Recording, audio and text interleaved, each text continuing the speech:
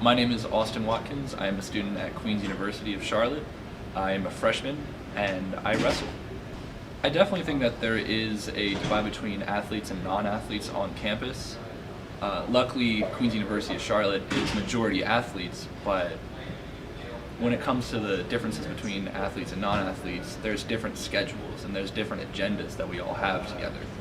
And that creates that certain divide that doesn't allow us to all integrate together and socialize.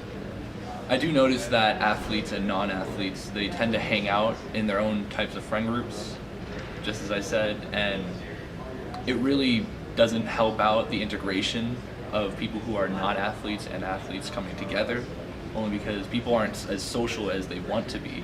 People always want to make friends, but it's never just easy as that.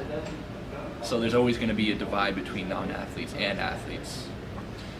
One obvious example of this happening is in the cafeteria. We have students eating with their own teammates instead of people eating together as non-athletes and athletes. It's not as diverse when it comes to people like that.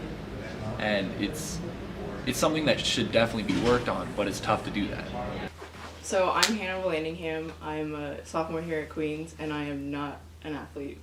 I definitely do, and I think it's more between the same gender, so like girls versus girls, there's definitely a divide, and guys versus guys, there's definitely a divide between athletes and non-student athletes.